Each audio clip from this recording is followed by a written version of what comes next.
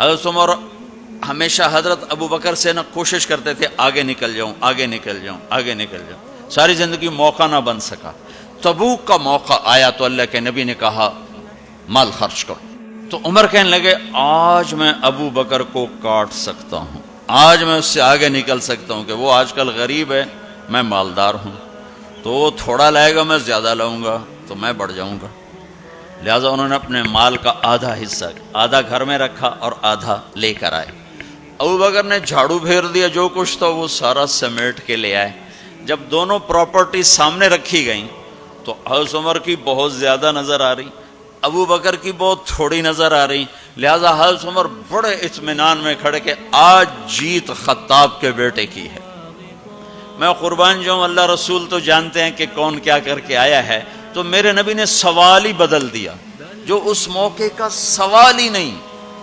میرے نبی نے پوچھنا یہ تھا ابو بکر کتنا لائے ہو، عمر کتنا لائے ہو، اور یہی اس موقع کا سوال ہے، لیکن اللہ رسول جانتے ہیں کہ کس کے مال میں وزن زیادہ ہے، تو میرے نبی نے سوال بدل دیا، فرمایا عمر ما خلفت، واہ واہ عمر پیچھے کیا چھوڑ کے آئے ہو؟ تو حضرت عمر تو وہیں دھڑم ہو گئے گا، با میں گیا، سوال سے ہی وہ پتہ چلے گا، با میری کلی اڑ گئی وکٹ۔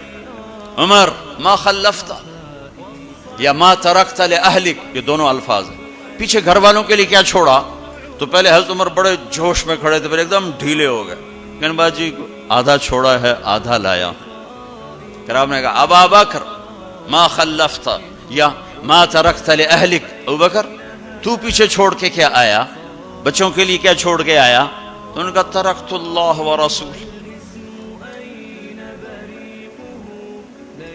میں تو اللہ اس کے رسول کو چھوڑ کے آیا ہوں، باقی سب کچھ لے آیا۔ تو اس پر عمر کہنے لگے ابو بکر میں نہیں تجھ سے آگے بڑھ سکتا، کوئی بھی تجھ سے آگے نہیں بڑھ سکتا۔ اور اگلی سنو،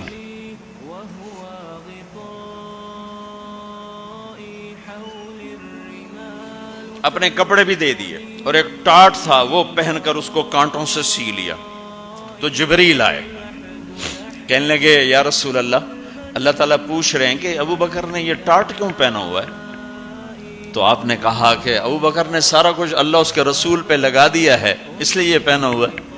تو کہا یا رسول اللہ، اللہ تعالیٰ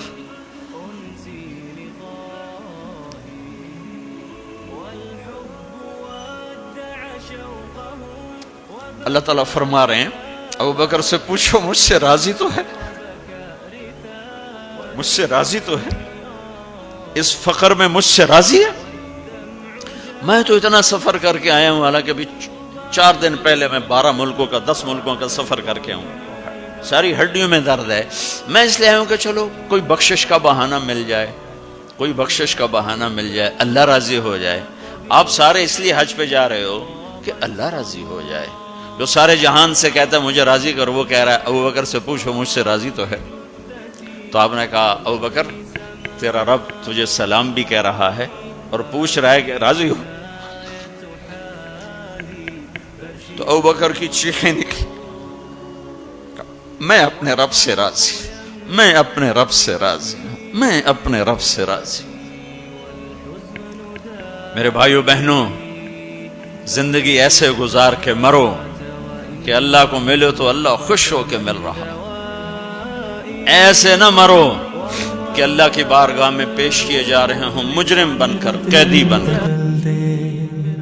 میرا دل بدل دے، میرا دل بدل دے۔